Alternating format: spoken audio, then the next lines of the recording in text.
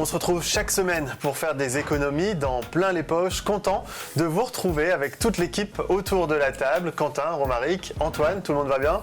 Très bien. Ouais, vous êtes en forme ? Très content. Ouais, on approche tout doucement des vacances de Noël. On commence à le sentir. Ça commence à tirer un peu, non ? Non, je suis le seul. Oui, si, Ouais, non, bien. ça va. Je vérifie ma cheminée tous les jours. Ah ouais, non, mais Père Noël, c'est pas encore tout de suite, Antoine, mais bientôt. Déjà fin novembre, et on est en pleine période, du porte-à-porte pour la vente de calendriers. Vous avez déjà eu la visite des pompiers ou des éboueurs, vous, autour de la table ? Non, pas encore ? Je les ai fait venir pour mon fils il n'y a pas très longtemps, les pompiers. Ouais. Ah, les éboueurs, non. Ah ouais. Parce que t'achètes un calendrier pour ton fils, dans la du coup. poubelle jaune, de toute façon. Eh bien, oui, on commence très tôt chez nous. Ouais. Ah ouais. Tu sais que le kick-off, c'est le 15 novembre, donc oui, c'est vrai. Pour Noël. Bon, en tout cas, faites attention parce que vous pourriez tomber sur des arnaqueurs. Thomas nous en dira plus dans quelques instants. On parlera aussi du prix des télés avec toi, Romaric. Tout à dans fait. Quelques instants. C'est bientôt Noël. C'est bientôt Noël, donc petite idée de cadeau, enfin, un gros cadeau si c'est celui-là derrière. Cet écran est quand même mastoc. Tout à l'heure, on essaie de compter le nombre de pouces qu'il faisait avec Romaric. On n'a toujours pas trouvé la réponse. Et la taille du papier cadeau. Et la taille du papier cadeau. Il faut plusieurs rouleaux, à mon avis. Avec toi, Quentin, ce sera les vélos électriques. Ouais, un autre gros cadeau s'il en est, les vélos électriques, vu le prix. Ouais. On en parlera tout à l'heure. Il va être chargé le Père Noël cette année, dis donc. Et puis Antoine, avec toi, on verra s'il faut investir ou pas dans les timbres cette semaine. Bien sûr qu'il ne faut pas investir dans la système. Bon, la chronique, ça ne peut rien. Mais tu verras, il faut un petit peu s'y connaître quand même. Ouais. Ah ouais, tu nous as rapporté une collection de timbres ? Mais non. Super, voilà, génial. Bon. Car je n'en possède pas. Moi j'en avais une. Elle doit être dans le grenier de mes parents. Personne âgée, c'est officiel. Ouais, merci. Et puis sans oublier, en fin d'émission, nous irons voir nos copains les milliardaires. Et le premier d'entre eux, Jean, qui nous rejoindra tout à l'heure. Bienvenue dans Plein les Poches. Tout le monde en parle, mais peu savent vraiment ce que ça veut dire, l'austérité. En économie, ce mot revient souvent, surtout quand les budgets publics se resserrent. Alors, pour y voir plus clair, notre journaliste Jean-Loup Delmas s'est armé de viennoiserie cette semaine. Ouais, vous avez bien entendu, croissant, pain au chocolat et brioche à la rescousse, pour expliquer simplement ce qu'est la politique d'austérité. Salut les Ewanulos. Aujourd'hui, on va parler d'un mot qui fait peur, comme un croissant sans beurre, l'austérité. Et on vous explique tout avec des viennoiseries. Serrez votre ceinture, ou bien plutôt votre budget, c'est l'heure de l'austérité. Imaginons que notre État, c'est une immense boulangerie qui fait à la fois des croissants, qui représentent les services publics comme les écoles ou bien les hôpitaux, et des pains au chocolat, qui représenteraient un peu les extras comme les aides ou bien les subventions de l'État. Mais là, gros problème, notre boulangerie est endettée jusqu'au cou, elle a beaucoup trop dépensé en farine et en beurre. Du coup, qu'est-ce qu'elle fait ? Elle passe en mode austérité. L'austérité, c'est quand l'État décide de dépenser moins pour éponger un peu sa dette. Comment fait-il ? Eh bien, c'est simple, il remplace les croissants au beurre par des croissants tout secs sans beurre, et il peut même supprimer les pains au chocolat, c'est-à-dire les aides et les subventions. Parfois aussi, il peut juste augmenter les prix ou bien les impôts. Un croissant qui nous coûtait 1 € coûtera maintenant 1,50 €. L'objectif, montrer patte blanche au marché financier et montrer qu'on fait des efforts pour réguler la dette. Mais voilà, sans beurre dans les croissants, les services publics s'effritent et deviennent tout secs. Pareillement, sans chocolat ni chocolatine, oui, on dit chocolatine, mais on ne va pas lancer le débat aujourd'hui, des pans entiers de notre économie s'effondrent. Moins de subventions, c'est parfois l'arrêt entier de certains théâtres, assos, musées, etc. qui en dépendaient pour survivre. Pourquoi l'État choisit l'austérité alors ? Eh bien, il a juste trop peur de la banqueroute totale. Et il se dit mieux vaut moins de viennoiseries ou des viennoiseries plus sèches que plus de viennoiseries du tout. L'austérité, finalement, c'est simplement dire on va arrêter de claquer notre fric dans juste du beurre et se concentrer sur l'essentiel. Mais attention, si l'État met trop peu de beurre et que mon croissant devient vraiment tout sec, personne ne veut l'acheter, personne ne consomme, il y a moins d'argent qui circule, c'est la récession. Effectivement, qui voudrait acheter de ce croissant tout sec ? On tombe alors dans une spirale négative. Moins de dépenses égale moins de croissance, plus de chômage et donc plus de dettes encore. C'est pour ça qu'il vaut mieux y aller mollo pour l'austérité, avec un peu d'austérité, mais pas trop non plus. Car finalement, l'austérité, c'est comme une pâtisserie, tout est une question de bon dosage. C'est un sujet qui nous concerne tout particulièrement. Combien coûte une télévision ? L'occasion de rappeler à ceux qui nous regardent sur Internet que 20 Minutes TV est également présent sur le canal 32 de la TNT en Ile-de-France et sur toutes les box évidemment. C'était l'instant promo de l'émission. Mais en ce qui nous concerne, eh bien, c'est le prix d'une télévision qui va nous intéresser et on en parle avec Romaric. Alors, ça coûte cher ou ça coûte pas cher une télévision? Ça dépend de la télévision que tu veux acheter en fait. Bah oui. Là, on en parle maintenant parce qu'en 2026, on va fêter les 100 ans de la télévision. Ah. À peu près parce que c'est une technologie qui a évolué, mais on estime que c'est en 1926, l'Écossais John Baird qui a inventé le premier appareil, on le voit derrière toi sur l'écran, le premier appareil qui est considéré comme une télévision. Tu vois, ouais. On est quand même assez loin des modèles qu'on voit aujourd'hui. J'allais laisser de la place pour le voir. Waouh. Il y a un air de famille, hein, non? C'est vrai. Pas du tout. Tu veux peut-être des origines écossaises? Non. Si besoin était, on a une deuxième bonne raison de parler de la télévision, puisque hier, le 21 novembre, c'est la journée mondiale de la télévision. Ouais. Voilà. Et parce qu'on est à plein les poches et qu'on pense à votre pouvoir d'achat, eh bien la troisième raison, c'est parce que dans une semaine, il y a le Black Friday. Donc une bonne occasion de faire des économies. Donc combien ça coûte une télévision? Avant de se lancer dans les explications, on allait demander dans la rue aux gens combien ils avaient payé leur télévision à eux. Oula, ça remonte à il y a quelques années, je pense dans les 300 et 400 à l'époque. Alors je l'ai payé assez cher, j'ai payé 1 500 €.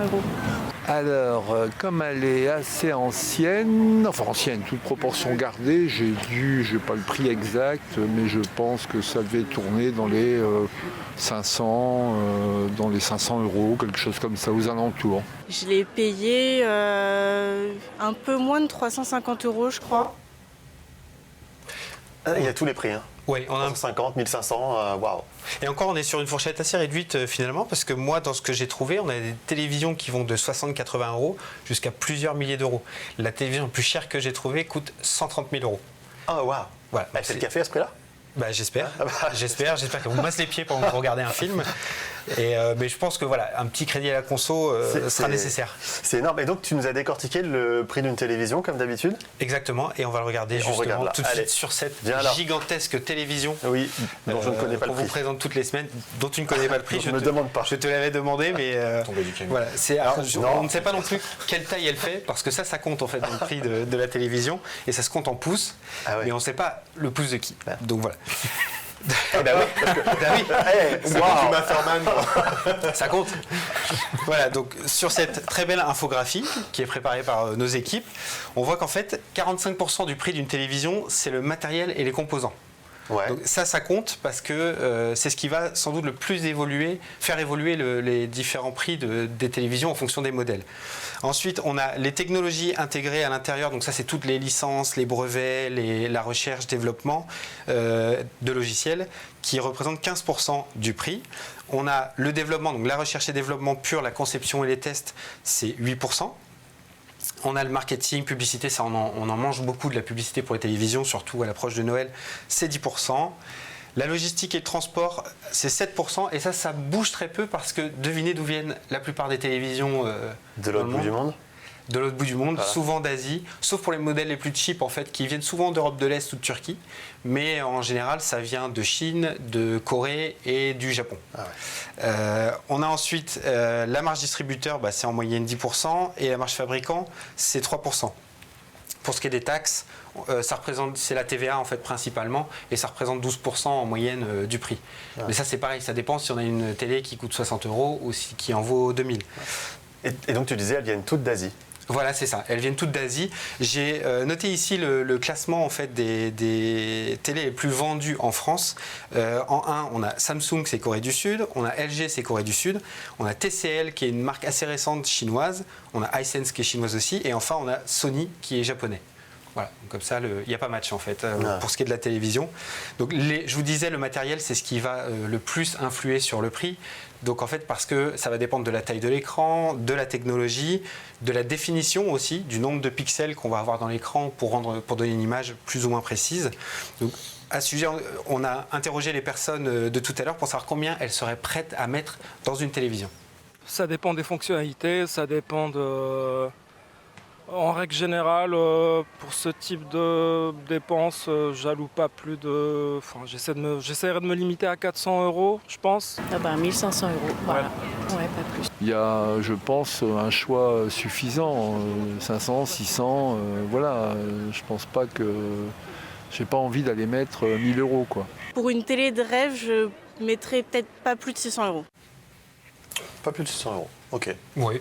Voilà, c'est à peu près dans la moyenne de ce que payent les Français, parce qu'en moyenne, les Français investissent 500 € en fait, dans leur télévision.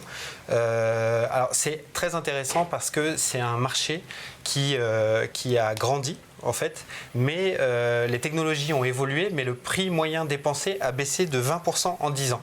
Ah ouais, ça s'explique comment ? Eh ben, en fait, tout simplement parce que avec des technologies qui évoluent, je vous l'ai dit tout à l'heure, c'est plutôt l'écran, en fait, la qualité de l'écran qui va déterminer le prix d'une télévision. Sauf qu'avec la généralisation des smartphones, des tablettes, des ordinateurs, eh ben, les télévisions en ont profité puisque ce sont les mêmes technologies en fait qu'on retrouve dans les écrans. Donc, le coût de production revient à moins cher. Merci Romaric. Merci à toi. Vous en avez marre des transports en commun, vous voulez faire un geste pour la planète, ou bien vous mettre au sport, mais pas trop quand même. C'est l'heure de passer au vélo électrique. C'est pratique, mais ça peut coûter cher. Alors, est-ce un bon investissement ? Et comment faire pour qu'il le devienne ? On a demandé à Quentin Meunier.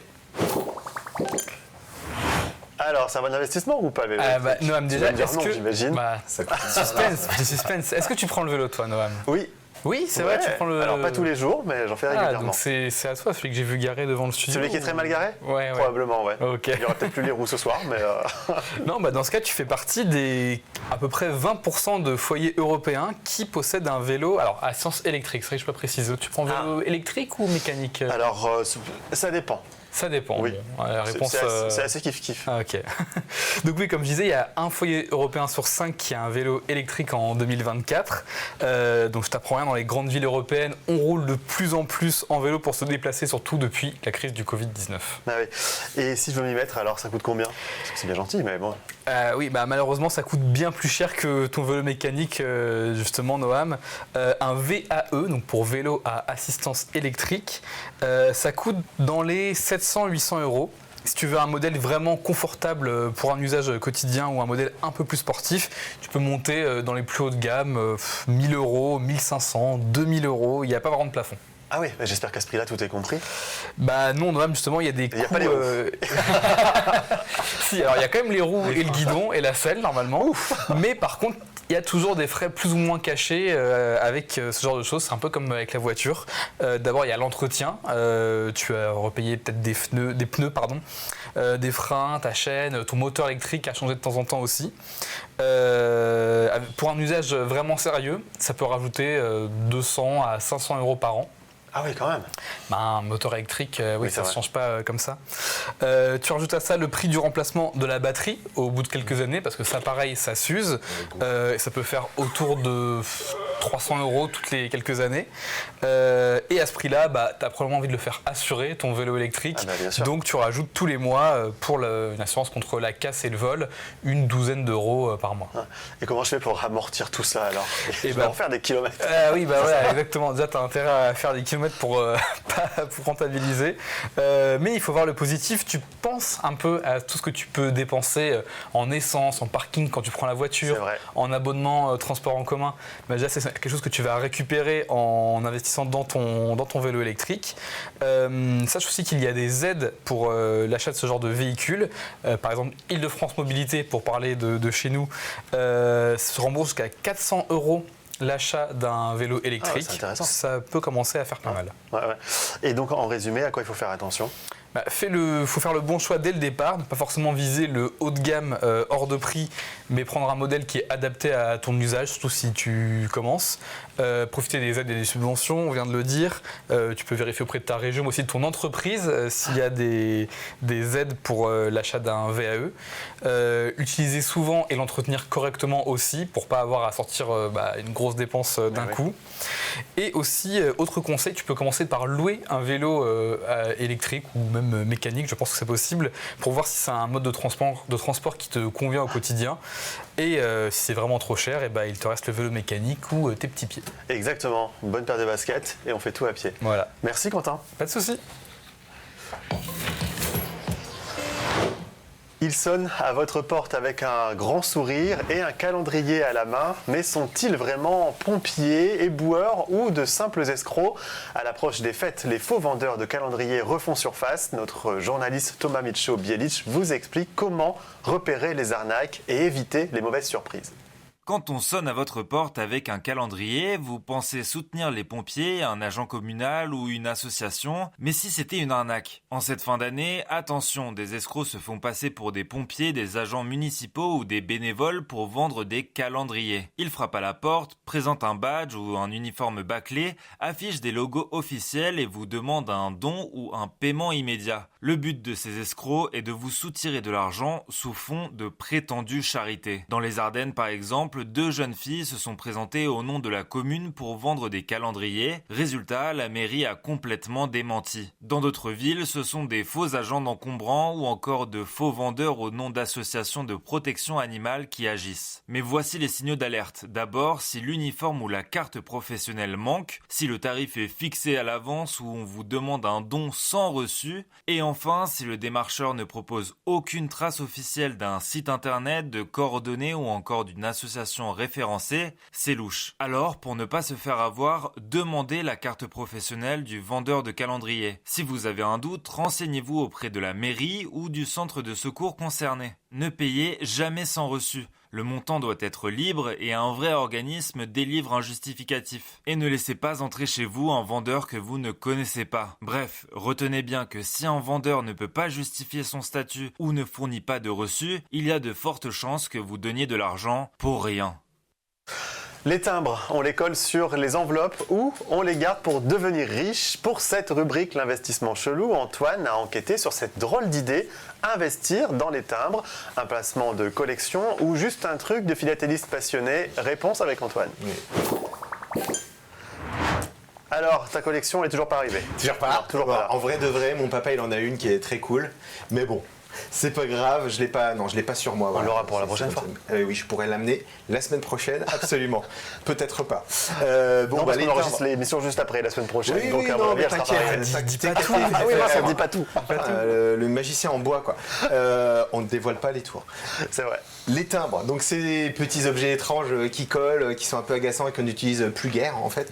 Enfin, peut-être que vous en utilisez pour les... En vacances, pour une carte postale à papy mamie, quoi. Bah ouais. Moi, non, même pas. Je leur dépose une fleur au cimetière, ça suffit. Oh, waouh. Casse son truc. C'est fini, cette partie-là. On a fini là tout ça, oui, ça y est. À l'heure où on se parle, pour un courrier de 20 grammes maximum au tarif lettre verte, le timbre sans suivi, attention, ça coûte 1,39 €. Mais dès le 1er janvier, ça coûtera déjà 2026, hein, on est quand même dans la bonne année, ce sera 1,52 €. Allez, bam, et on passe à la caisse. Qui c'est qui raque Et oui, parce que le prix des timbres, il évolue. Par exemple, il y a une quinzaine d'années, parce que quand on était des jeunes personnes, il coûtait moins d'1 € l'unité. Oui, même. Ah ouais. Mais pourquoi alors? Eh bien, j'allais te le dire. Parce que comme tu le sais, nous utilisons de moins en moins le timbre, à tel point qu'aujourd'hui, le timbre, ça représente seulement 15% du chiffre d'affaires de la Poste. Voilà, et donc puisqu'ici quand même on s'intéresse aux petits billets faciles qu'on va pouvoir tirer de nos tiroirs dans l'investissement chelou, je dois dire d'emblée que le cours du timbre de collection, parce que c'est ça le vrai sujet, eh bien, il baisse aussi depuis les années 80 avec la perte d'intérêt pour l'art épistolaire en général. Mais enfin, il reste quand même quelques petites exceptions, notamment les philatélistes, véritables chasseurs de trésors un peu foufou. Je suis allé en interroger un, c'est l'expert en philatélie Bernard Laurent, que vous pouvez aussi retrouver sur Instagram et sur TikTok, dans sa boutique de la rue de Châteaudun à Paris. Et il m'a assuré qu'il restait encore de sérieuses pistes pour faire un petit investissement chelou intéressant dans ce secteur. On l'écoute. Ah, bonjour Antoine, bienvenue. La philatélie reste une forme de chasse au trésor. Et bien évidemment, si quelques pièces ont beaucoup de valeur, ça signifie corrélativement que beaucoup n'en ont pas. Notre métier de philatéliste et d'expert, c'est aussi de savoir trouver des pièces rares qui vont pouvoir exciter la concupiscence de nos clients. Une fois que le collectionneur possède la pièce, elle ne l'intéresse plus. Ça peut aller de quelques euros en farfouillant dans une boîte, comme ça peut aller sur plusieurs milliers d'euros, voire plusieurs dizaines de milliers d'euros pour des pièces qui concernent des philatélistes très avertis. Voilà, c'est ça. Il y a quand même des timbres à 150 balles. Il a des belles choses déjà, et puis en fait, il y a quand même, il m'a expliqué, il fallait bien comprendre qu'il y a le prix affiché, et après en général ça se négocie à la baisse en fait, en dessous. Bon. Non mais bon, vous avez quand même bien compris, en gros c'est un marché de niche, comme quasiment tous les investissements chelous, et pour bien la filtrer, il faut quand même bien s'intéresser à la matière, faut comprendre comment ça marche, il faut s'intéresser de près. Donc si vous avez une collection de timbres qui a été oubliée chez Papy, je ne sais pas où, dans le garage, au grenier, au sous-sol, quelle pièce j'ai pas faite dans la cuisine, il vaut mieux passer par la case expertise d'abord, donc comme Bernard Laurent par exemple, avant de vous lancer dans la salle des ventes, la brocante, le vide-grenier, voilà. Mais ça tombe bien parce que c'était aussi la saison du salon philatélique d'automne qui se tenait porte de Champéret à 2 pas des studios à Paris. Donc j'y suis allé pour approfondir mes petites recherches personnelles. J'ai rencontré Renaud Varga. Renaud Varga, c'est le gérant de Vincennes Philatélie. Il m'a annoncé des prix hallucinants sur les timbres les plus chers du monde et il m'a donné quelques pistes pour repérer les belles pièces, les pépites dans la collection de Papy. On l'écoute. Quand vous avez une collection qui est restée dans un coin, il y a de fortes chances que sur l'ensemble des timbres, il y ait quelque chose qui sorte un peu de l'ordinaire, une erreur, une couleur, ou même ne serait-ce que des tirages différents. On va de la petite erreur qui fait 10 centimes, 20 centimes, 1 euro à des choses qui peuvent valoir très cher. Voilà. C'est un timbre suédois qui a été imprimé en jaune, il en est connu qu'un exemplaire. Je crois que c'est autour de 2 millions, 2,5 millions d'euros, quelque chose comme ça. Ce qu'on a comme rareté très chère chez nous, c'est dans les premiers timbres qu'on a produits en 1849, des timbres qui étaient tête bêche dans une feuille de 150, il y avait un timbre qui avait la tête à l'envers. Voilà. Et donc l'intérêt, c'est de les trouver soit en paire, donc tête bêche, soit dans un bloc de 4 ou un bloc plus grand. Et c'est ce qui fait la rareté de ces timbres-là. 2,5 millions, ça devient quand même intéressant, non ? 2,5 millions en euros, pas en ancien francs. Oui, pas en ancien francs, évidemment. Oui, mais bon, il s'agit quand même d'un timbre suédois et qui, il est unique, en fait, il n'y en a qu'un seul. Donc retenons quand même, au passage, les belles pièces françaises qu'on pourrait avoir dans les tiroirs de nos familles, notamment le CRS Vermillon. Le CRS, c'était une déesse tête bêche, donc il y en a sur les 4, il y en a un qui est à l'envers, qui daterait éventuellement de 1849, puisque c'est la première année où on a imprimé gravé des timbres en France. Ouais. Sinon, vous avez tout bien retenu. Idéalement, il faut donc posséder une planche de 2 ou 4 timbres qui n'ont pas été séparés les uns des autres et en excellente qualité, ça va sans dire. C'est-à-dire une couleur vive, le côté vif c'est important, des bords en état parfait et on en a connu sur les CRS qui pouvaient afficher un prix de vente aux alentours de 600 000 euros. Donc déjà, si vous trouvez ça chez Papy, vous pouvez racheter la maison et puis celle du voisin. Et enfin, si vous vous lancez dans le timbre, retenez également que la nouvelle tendance du marché, c'est de vendre l'intégralité d'une lettre d'époque avec le timbre, la belle écriture de grands-parents qui ravira aussi les amoureux de l'histoire. Papy, tout va bien dans les tranchées, nanana. Tu vois. Magnifique. Merci Antoine. C'est mon plaisir. Ok, on lance le jingle comme ça parce qu'on va s'intéresser à nos amis les milliardaires, parce qu'ils ont aussi des choses à nous raconter. C'est tout de suite avec l'arrivée de Jean. Et là, on le recommence. Allez, c'est reparti. Il arrive comment ? Il arrive à vélo, non ? Voilà, exactement. C'est très difficile de faire semblant de pédaler. De pédaler. Ah oui. Mais en fait, il faudrait te porter. On va mieux s'organiser la prochaine fois. Avant de commencer, je mets fin au suspense. Le pouce dont parlait Romaric, c'est le mien. Voilà, vous cherchez le pouce étalon. Voilà, ne cherchez mais c'est un pouce quand même beaucoup plus grand que les nôtres, non ? C'est le pouce étalon parfait. Ok. Oui, évidemment. De toute façon, toi, tout parfait, toi. Exactement. Tout à fait. Je suis venu en vélo, tout à fait. En fait, j'espère participer au Tour de France. Voilà, je voulais l'annoncer sur le plateau. Ils ont dévoilé en plus le parcours. Exactement. Alors voilà, par contre, je ne vais pas participer au Tour de France, je vais acheter une équipe. Ah, ok, bah oui. Voilà, parce qu'on je ne vais pas non plus pédaler gratuitement.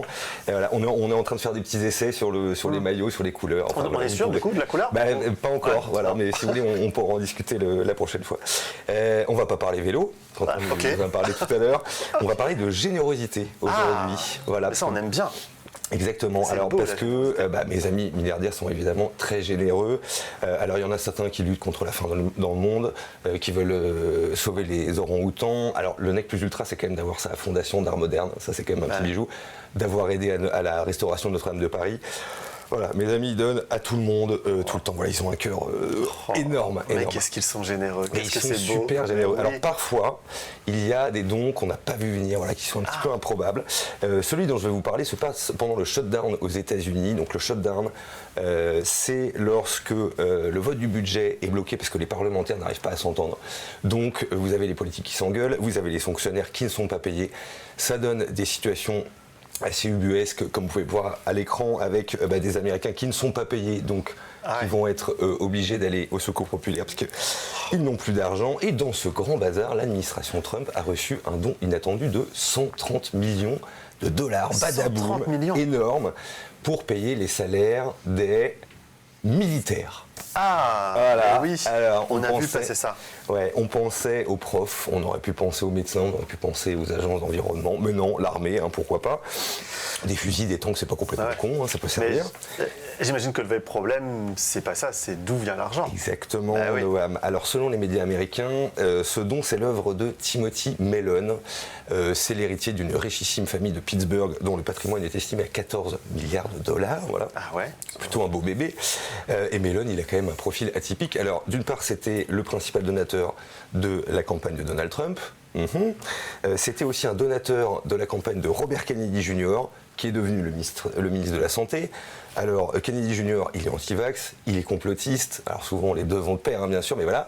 Donc, deuxième atout. Mellon, c'est aussi lui qui avait donné des dizaines de millions de dollars pour construire le mur anti-migrants à la frontière du Texas. Bravo.